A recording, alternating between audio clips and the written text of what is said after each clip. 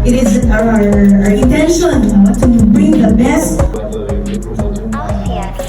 Plan namin and sobrang thank you sa mga ka-PLDT and kay mga lawyer na enjoy natin yung event. Maraming nga po sa tanan. Thank you for having me here. And makakabalo na ako rin at sobrang thankful na naging part ko ngayon. And siyempre sa mga kaibigan sa press, sa mga kaibigan ko din. And looking forward ko ngayon sa event. Maraming nga po sa tanan. Naging salamat sa pag-invite sa AMUA. We're happy to be part of this. And punta, mag-enjoy ang tanan. Maraming salamat. Maraming salamat sa pag-invite sa mga din sa Davao. Yung maging post-food event na ito. And then mag-enjoy ang mga taga-Davao na sa mall o sa PLDT's office. Yung mga bata ngayon, like, college pa lang sila, they're so young, then grabe yung skills nila. So, kasi syempre, skills-wise din, especially sa internet, ang dami nakikita ng skills eh. Daming skills coach yung magagaling din ngayon. So, talagang nag-improve yung level ng mga kids. Like, especially 10 pa lang sila din. Especially yung height nila, ibang-iba na. Like, iba mga 17 pa lang sila eh, 6'7", 6'8". So, the possibility is there. So, sana, soon. So, isa sa akin yung Pilipino makapunta ng Senpai. So, yun naman talaga yung dream ng all Pilipino, diba? So, let's see. Laro na kayo yung mga ilang players like Kai Soto, AJ Edu, and then Carl Tamayo, Steve Fulgurdy. We've been the PBA players, the Filipino athletes, especially sa PBA, talagang nag-grow na yung talent natin, and then yung learnings natin about the game. And then also, syempre, may mga player na rin tayo from the college. Instead of going to the PBA, they go all the way from Japan, Korea, the pros there. So, malaking bagay yun for us. And then it opens a lot of doors for all the athletes, not just for the parang PBA lang. Siyempre, yung ibang schools, like sa mga province, di ba?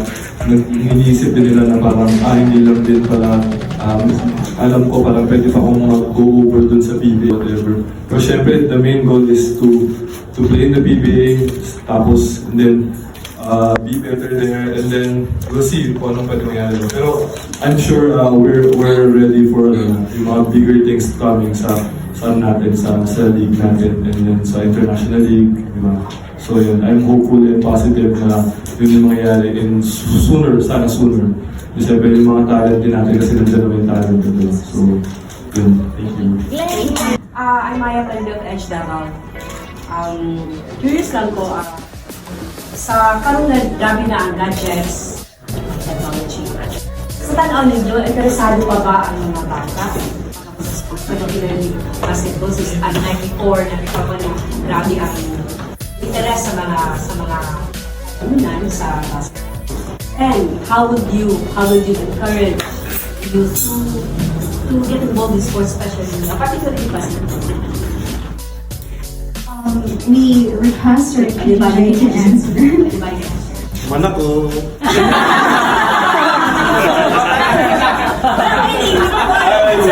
Libit. Basta, sagutin ko lang. For me, meron siyang good thing at the same time. Good, bad and good siya. For me, kasi first, internet. And then second is, yun nga, too much screen time, nawawala sa focus. At the same time, yung playing time ay paglalaro nilang basketball nawawala din. Pero for me, marami siyang magandang effect kasi napapanood nila yung mga idol nila through YouTube or social media. And kung mapapansin nyo after pandemic, yung basketball lalong nag-grow. Kasi lahat excited ulit mag-basketball. Lalo na ngayon kasi kahit saan ka yung mga bata, especially dito sa Pilipinas, sobrang yung basketball parang religion na sa atin, di ba? So, So I think mas mag-grow pa siya. And so, ladies and gentlemen,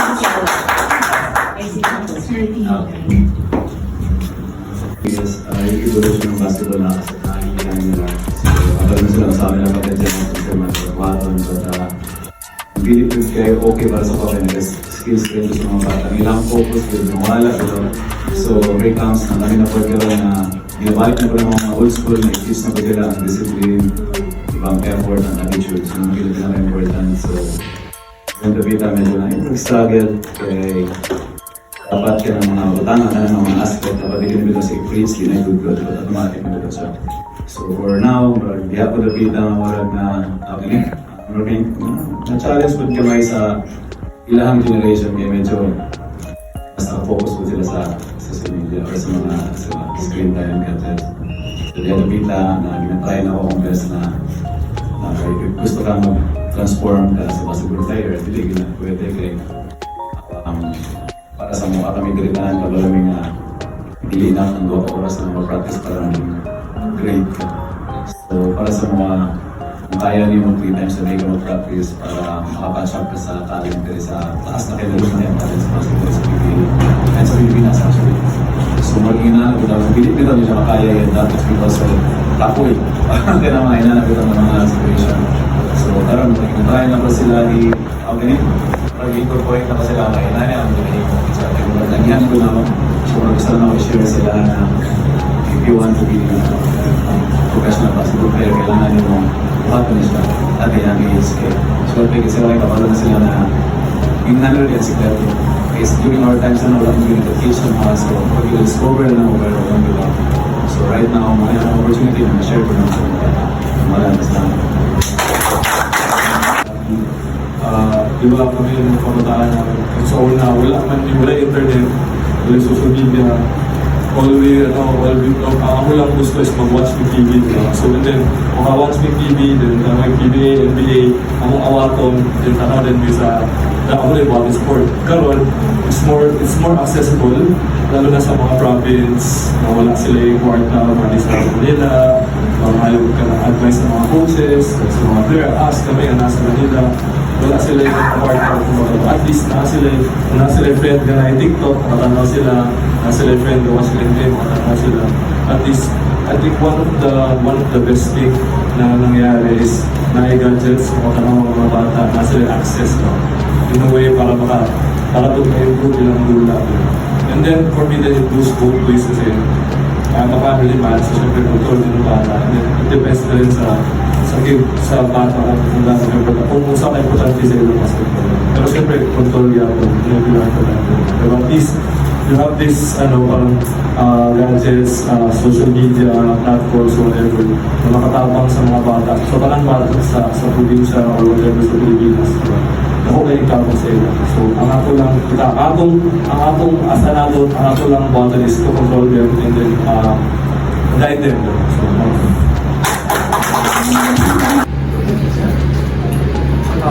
Goals, syempre to win the championship. Yun naman yung laging goal. And yun nga, every game parang one game at a time sabi nga ni goals, we need to focus one game at a time para hindi tayo mag-struck. And let's see kung saan kami pero number 1 goal is to win championship and alam naman natin yung DND management lang sila ang pressure sign so yun lang talaga win ng championship. I think pressure is nandiyan naman yung lagi, diba? So, yun nga, sa team namin sa TNT is parang hinahanap din namin yung book. Kung ano yung dapat kasi ngayon yung ups and downs kami we tanggal namin so basketball so sa amin we look forward na every time we get into this na 1 year lang naman so next game din yung focus namin so tingnan namin kung saan magiging game na so let's hope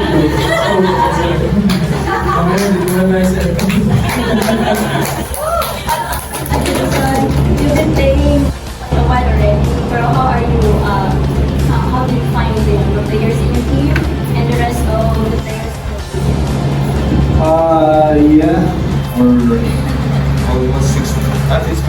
years in the league. So, yeah,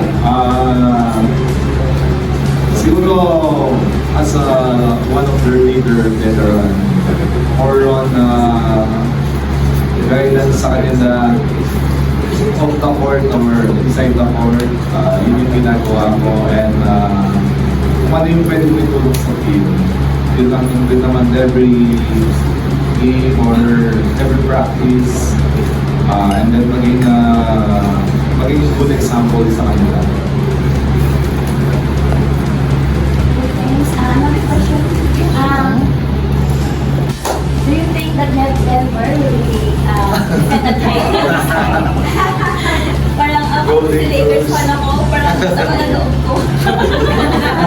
Kung gano'n nga mag-subscribe kayo ng PLDT para mas makita na.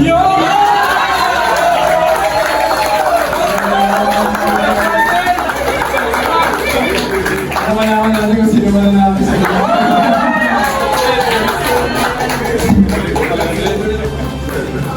Ryan, you've been sa Malastar? Oo. Palangge. Nag-forward ka sa una, nag-prisa ka, no?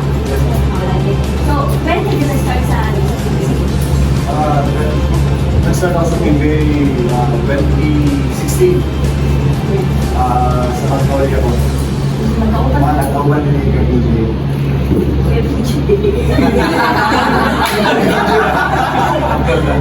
Pero, pwede mas talaga ang isang journey as one year from starting to UF, nag-PBA ka, and then kung saan sa mga self-fulfillment sa mga na-achieve mo ang inyong dream. Para sa kuha, it's a blessing from God. It's a grace from Him. Kasi nung nag-start ako nag-try out ako sa Magnolia sa PBA. Kasi I am undrafted ako. So, laki ako sa mga activities, mga games, competitive games. Bata pa lang, malita. Bata pa lang. So, and of course, doon na, may mga pagiging competitiveness na talaga sa akin, sa tao.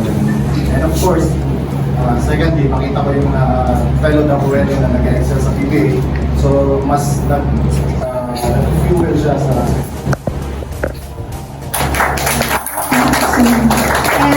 Yes, sir?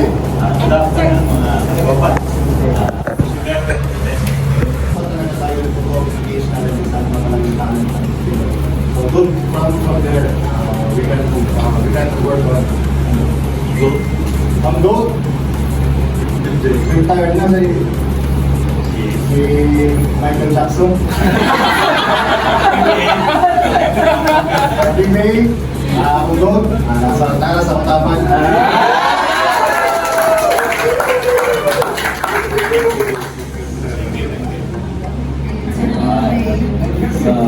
Tungkol sa NBA, Michael Jordan, para sa PBA, Jimar Pardo. Regarding dun sa conference NBA, looking forward na meron sana isa makapasok sa atin na everybody's doing it. Nice up, no?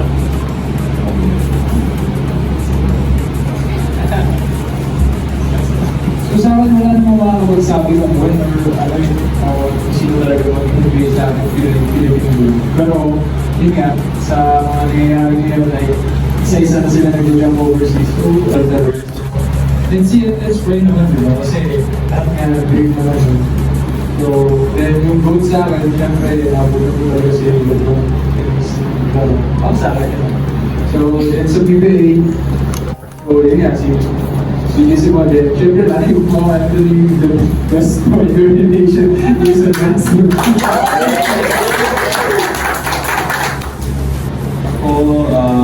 Sa NBA, I think we're inching closer. Diba siyempre namin numbers na sila records na natin Japan, Korea, so I think we're inching closer. It's a motivation din for us. Yes, karong even ni Ryan, hindi na siya negative. It's a fact na wala pagiging ka ng NBA pure blood na Pinoy na NBA player. So let's take that as a motivation. One day while the subscribes mo amin, makita ninyo, And mag-subscribe mo nga rin namin, libre ka mga gamit ya, sa mga subscribe mo rin. And then, NBA GOAT, MJ, PBA, I'm gonna give it to Junmar. Yeah, kasi you're from different regions or cities, di ba, in the Philippines, Davao, CDO, ganun po. Why do you think it's important po to tap other players or mga players from other cities or regions in the Philippines outside Manila?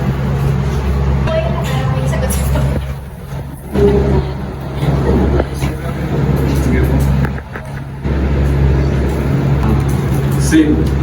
Kami parang di ba nung makaila sa mukha kung walang nag-recruit sa mga coaches sa Manila, di ba?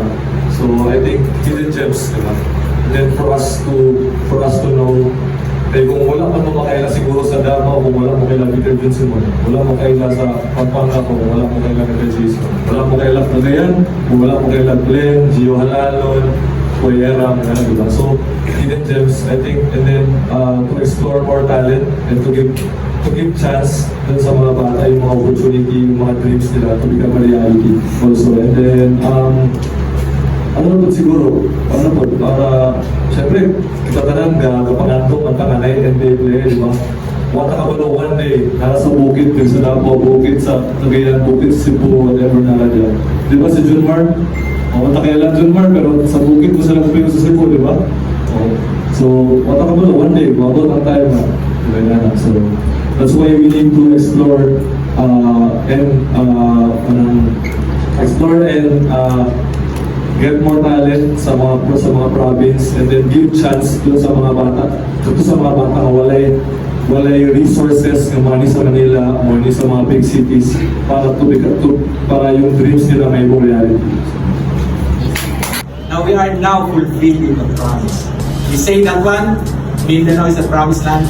Now we are now fulfilling because we are already unleashing all the talent from Mindanao. I don't know how difficult it is to be in their position right now. Their dreams are not easy, and they took the long road, the hard way. Na from Mindanao, from subdivision, from the barangays, they all went that, and it's difficult to be drafted, especially sa Manila, when you are far away from Manila.